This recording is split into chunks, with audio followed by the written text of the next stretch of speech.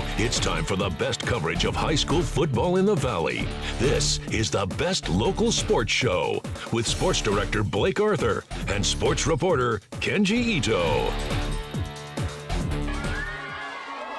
Win in advance or lose and go home. The road to a CIF championship is underway with the first round of the playoffs. We had 7 local teams in action Friday night, 4 of them here at home. We got the highlights, scores, reaction, and much more on this playoff edition of the Best Local Sports Show. And it all is coming at you right now.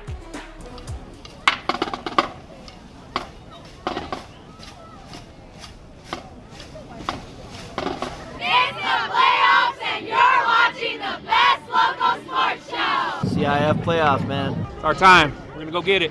Playoff stats, you know. November. Here we go.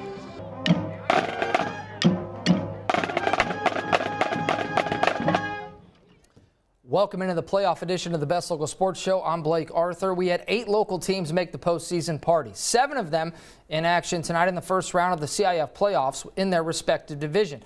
Now, of the 7 teams playing tonight, 4 of them were here at home, none of which were league champions. In fact, all of our local league champs were on the road in the first round. Luckily, we did have some games here in town, which is where we start in order of division. La Quinta taking the field with their traditional American flag entrance. Love that. LQ welcome Lancaster in Division 8. Blackhawks dropped their final 2 games of the season. They finished 3-2 in the DEL, so trying to snap a 2-game skid and keep their season alive. Lancaster got out to the early 12-0 lead. They scored twice, but failed to convert the PAT. Either way, LQ looking at a 2-score deficit early in this football game. Could their offense get things going? LQ looking for answers. They'd get a big play here. Roman Ansley hits Caleb Hartwell, number 80, 25-yard pitch and catch. That's with 14 seconds left in the half. Big score, but maybe more importantly, a confidence and momentum boost for the Blackhawks going into the break. Second half now, LQ down 12-7. Lancaster, nice chunk play here, and you hear coaches say it all the time. It comes down to making plays. I know it sounds simple, but that's what it is. So credit the Eagles for doing just that. This drive led to another Lancaster touchdown to make it 18-7 as they were leading late in the fourth quarter. Offense just not in sync all game for LQ. Desperation time trying to get something going through the air, but the pass is picked off, and that was that. La Quinta falls in the first round, 18-7 the final. LQ lost 3 straight games to end their season. Obviously a very disappointing finish for the Blackhawks as their season did not end the way they wanted to. Here now is head coach Juan Ramon Reese on the unfortunate ending tonight. Football's about a team that makes the least mistakes. We had opportunities to make some plays and we just didn't make them. So we just they made plays when we didn't. So that's really what it comes down to. But I'm proud of our kids. Our kids fought. We fought to the very end, and they gave us everything we got, and that's all I can ask from them. Tough one for LQ. Remember, they were 3-0 in league play. It looked like they were going to take the league title. They were rolling. Then they lose 3 straight to end their season. Tough way to go for those seniors especially. Hey, we're just getting started with the show. Coming up, Shadow Hills, the other team from the Desert Empire League with a home game in the first round. We'll have those highlights ahead. Plus, how about our teams from the Desert Valley League and the new Sun Valley League? Well, Yucca Valley, Desert Hot Springs were both at home in the first round. Don't go anywhere. We'll have those highlights, scores, and more. You're watching the playoff edition of the Best Local Sports Show. That's game time. Here all day, I'm telling you. Hey, I'm not alone. Let's go, Trojans! You're watching the Best Local Sports Show on KESQ!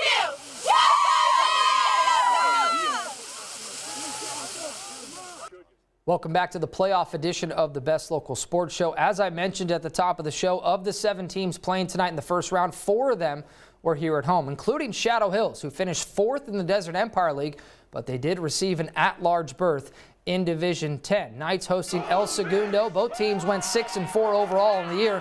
This game had a lot of highlight plays, and we're going to show them to you. Early on, Shadow driving the football. Pedro Trujillo punches it in for the touchdown. Knights take the early lead at home in front of the faithful at the Dungeon. El Segundo with it now, and they had a handful of great plays on this drive. This was one of them. Usually we like to focus on our local teams, but some of these plays, they were just too good not to show. Jump ball here is caught by the Eagles, and as a big gain, this after their quarterback scrambled for, 5 minutes, enough time for you to go to the snack shack and get a hot dog and a cold drink. This drive will lead to a touchdown for the Eagles. Nice answer by El Segundo, who takes a 7-6 lead. Back to Shadow. Offense playing well. Trujillo hits Reef Abergonzado, who makes the catch. Big gain and a first down. Same drive. Trujillo rolls to his right. He's going to hit Anthony Garcia in the quarter for the touchdown. What a catch by Garcia. Keeps the feet in bounds. That made it 13-7. Nice. Shadow's defense stood tall against El Segundo's offense. Interception here by Francisco Franco. He's been on the show before. Two-time Play of the Week winner, makes a big play there. So the defense gives the ball right back to the red-hot offense of Shadow Hills. And yeah, you guessed it, it would lead to another night score. Shadow Hills, an at-large berth to get into the playoffs, making the most of their opportunity. Knights win at 27-14 as they advance to the second round in Division 10. Yucca Valley finished second in the DVL. Trojans, we're doing backflips. Come on. Trojans were home on the high desert against Wilson from Hacienda Heights in Division 12. In the first, Sean Lawson open in the flat. He's going to get it, and he's going to go. Turns on the afterburners. Wilson scores first.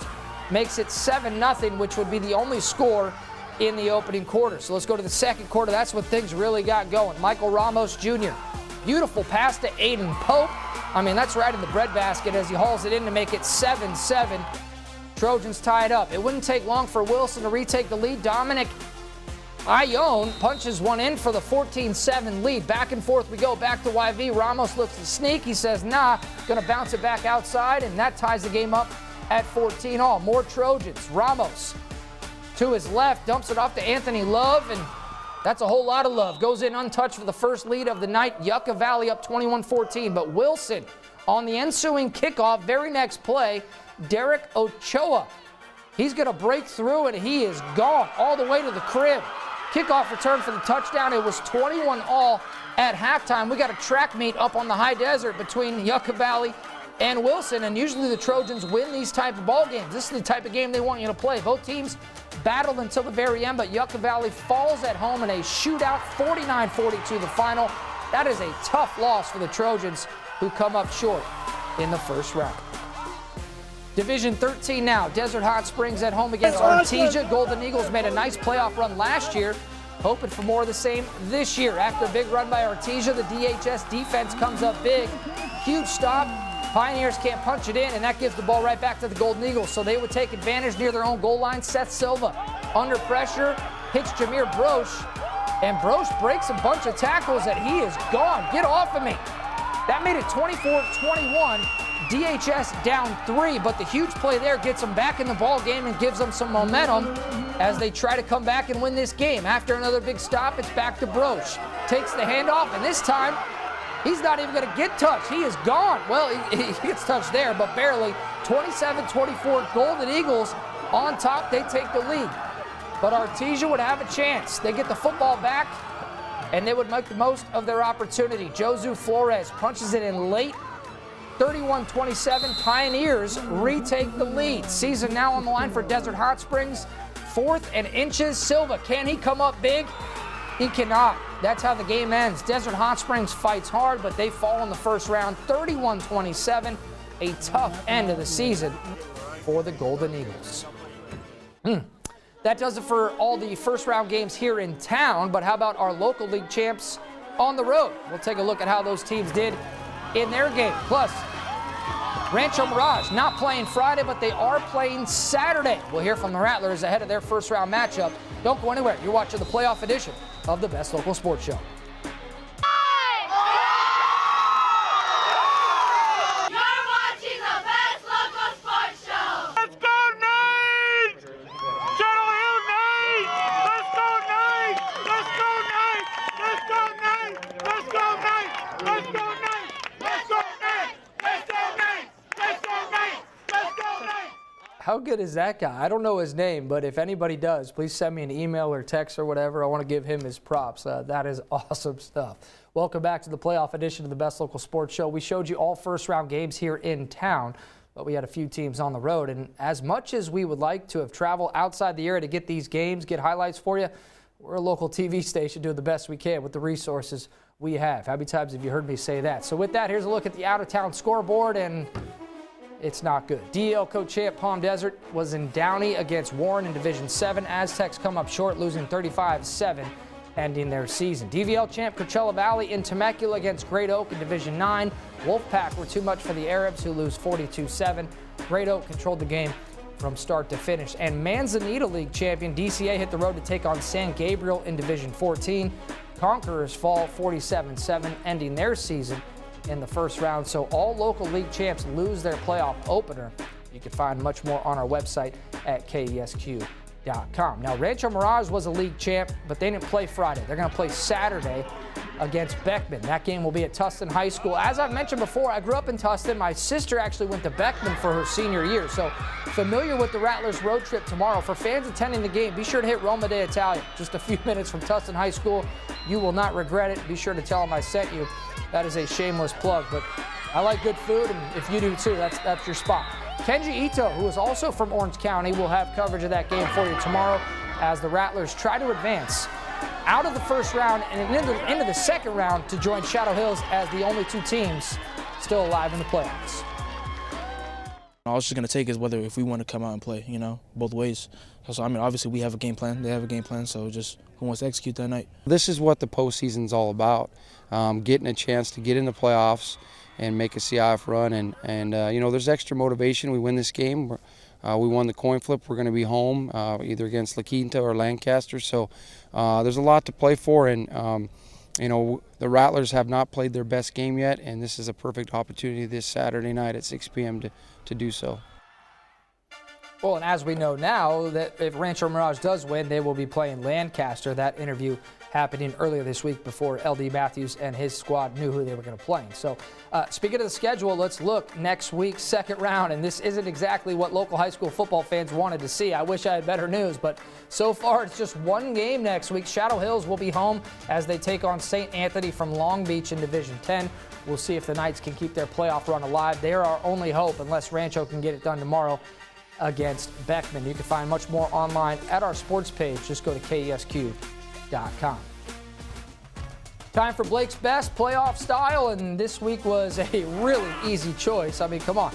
It's Shadow Hills. The Knights were our lone local winner in the first round, and to think they almost didn't make the playoffs. Shadow an at-large berth, finishing 4th in league, but give them credit. I mean, they made the most of their opportunity, their chance to compete, and they were our only local winner in the first round on a Friday night. Congratulations to Coach Palmer and his Knights squad. We'll see if they can continue their playoff run next week.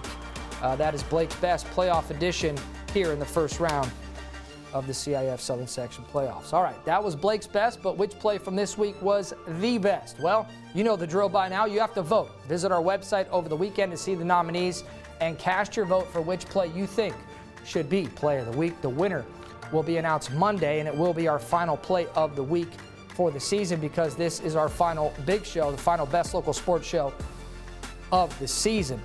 And we're going to have some time here. So with that, as I said, it's our last edition of the Best Local Sports Show. We'll have coverage for you next week of these games. We just won't have the big show. But that's going to do the last big show. I want to send a big thank you to our hardworking team who does more than any of you know. Kenji Ito, Chris Tarpening, Jesus Reyes, Timothy Foster, Eddie Nere, our producer Brett, Emily, our director, audio, Will, everyone in the back. I want to thank you all for what you do.